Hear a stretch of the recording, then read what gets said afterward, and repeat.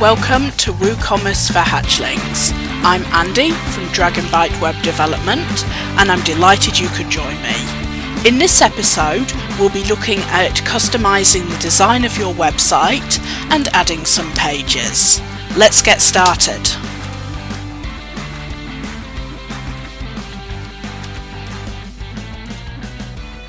In the last episode, we installed WooCommerce and the storefront theme, and you ended up with a website looking something like this.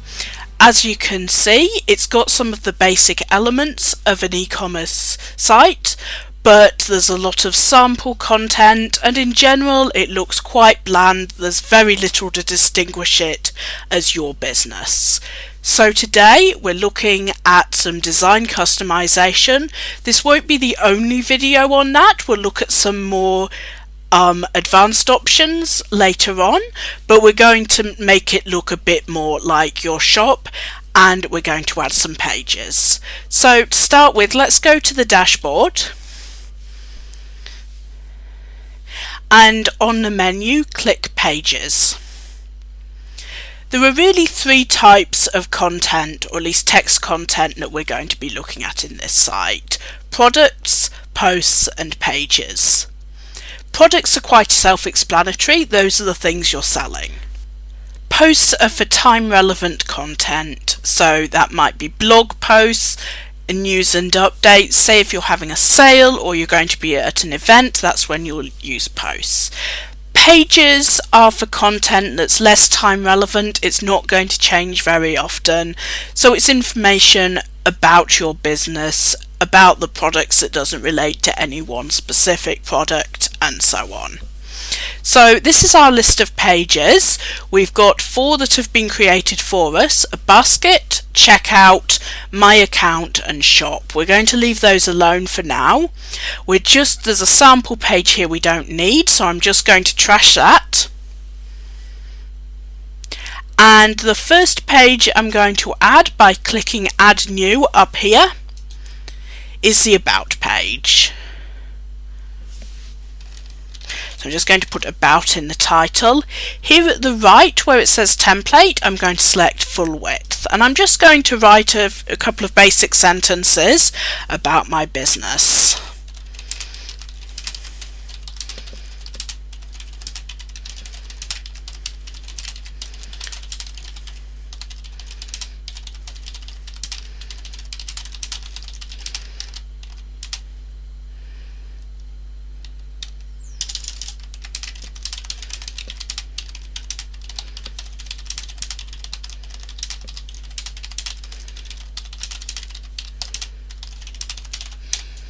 You probably want to write a bit more than that. You've also got options to insert an image. You can style the text a little, but we'll just leave it as that for now, and I'll click Publish.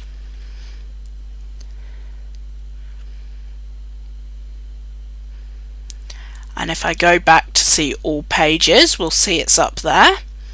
And the next one I'm going to add is going to be called News and Updates.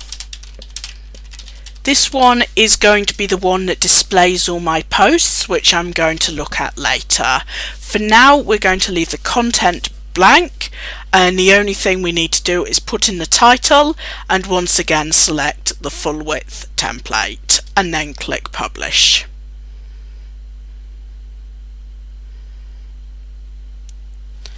Okay, so I'll go back to the pages, and you'll see we have 6 pages, including the About page and the News and Updates page.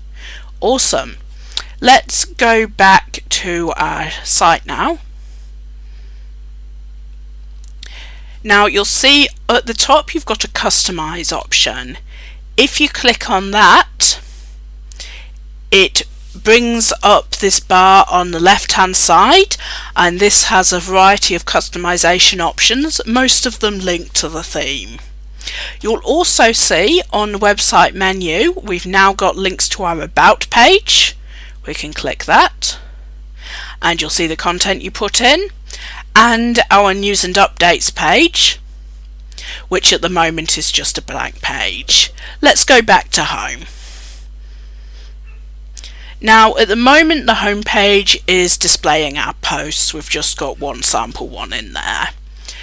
I feel that I want the first thing customers to see is to be our products, because I think that's great visuals, and after all it's what they're here for. Depending on the specifics of your store, you might want to set it up slightly differently, but let's go with that choice for now. And in the customization options, if you click homepage settings, you have this option. Your homepage displays either your latest posts or a static page. Select a static page, and then as the home page, make that your shop. And you'll see it says no products were found matching your selection. That's correct because we haven't created any products yet, but when we do, they're going to show on this page. There's also the post page, and if we choose our news and updates page and then click publish up the top here, we'll close that customization. And then, so if I go to home, you'll see it's the shop waiting for me to put my products in it. And if I click news and updates, I get my posts. We're now going to get a bit more colour on this site. Hopefully at this point you've got some idea of what you want your website to look like, but don't worry too much if you're not sure. There'll be plenty of time to come back and adjust this, look at different options, gain feedback from your friends until you've got something you're truly happy with. But probably you've got a sense of your business and of your clients. You know whether you want something straightforward and formal, if you want something playful and exciting, and the choices you make now are going to reflect that. So let's click customize again. And then click Site Identity. You'll see the site title and the tagline you chose before, but now there's also an option to select a logo. Now if you have a logo that's instead of your title and tagline, not as well. So you want to make sure if you're using a logo here that it makes it clear what your business is called. I've got one prepared, so I'm going to go ahead and select it. So just going to go into upload files, find the folder where mine is stored, and here it is, Dragon Egg Store logo. Upload that. It's really good to get into the habit of whenever you upload an image you add some alt text. Alt text is text that briefly describes the image. It means that if someone can't see the page, if they're using a screen reader or similar software, they still know what's there. So I'm just going to call this Dragon Egg Store logo with picture of hatching egg. And select that. It will ask me if I want to crop it. So I'm just going to select the important parts of it and crop image.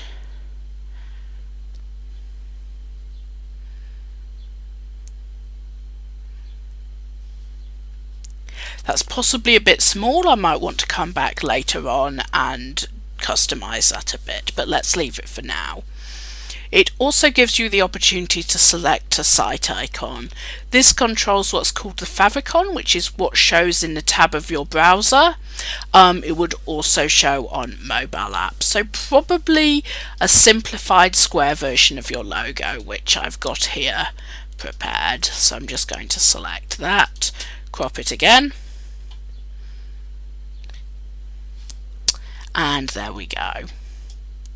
I'll go back to the customize menu, and the next option I have is for the header. So that's this area at the top of the page. And you can either choose a colour for this, or you can upload an image. So if you want a colour, you'd go background colour here, and you've got a full selection. I've got an image I really want to use because I think it's the right feel for my business. So once again, I'm going to go and upload the file.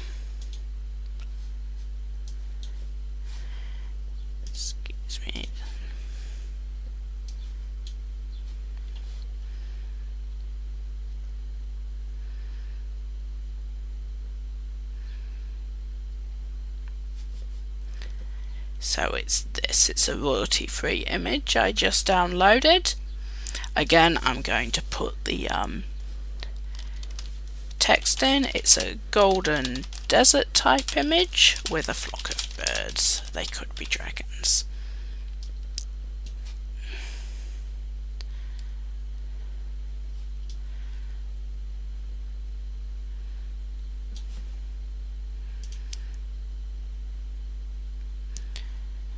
Cropping the image once again,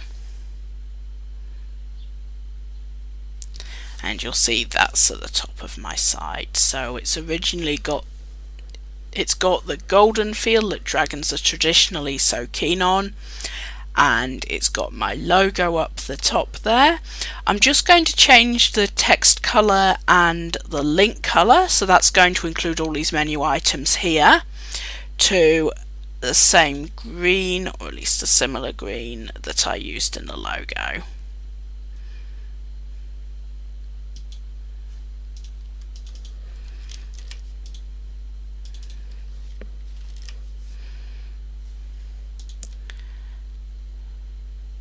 And I've clicked published.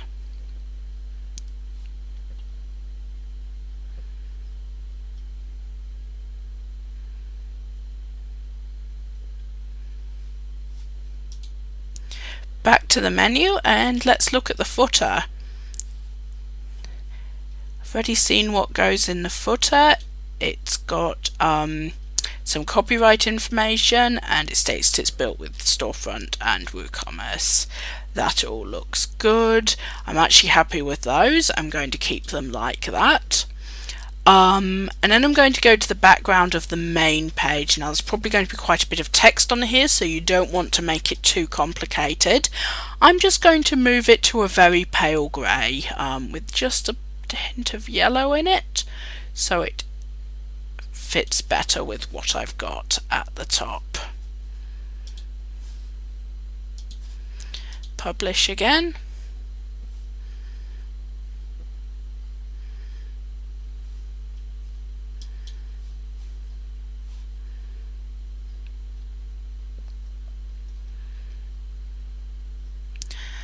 And now I'm scrolling down and I'm taking a look over it, and now actually I want to come back to the footer, because now I've made the main page a little darker. The footer doesn't look so good. So let's go back to footer. I'm going to change the background colour to a dark grey, which means that I want the text to be much lighter.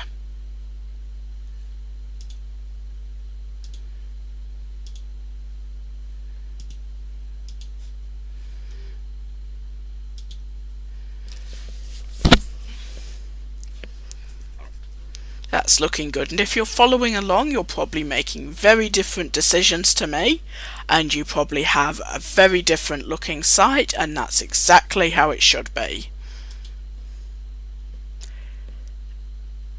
Next I'm going to go to typography, and this controls the text color in the main section of the website. So I'm mostly happy with the text color. I'd just like it to be a bit darker to improve the contrast, but for the link and accent color I want the green again.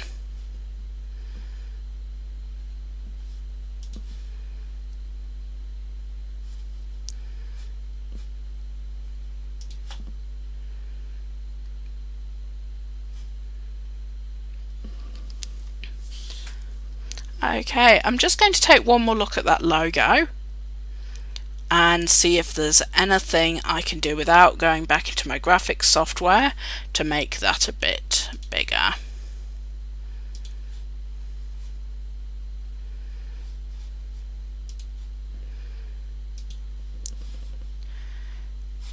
So that was the original, and it wants me to crop it, so I'm just going for the minimum cropping there.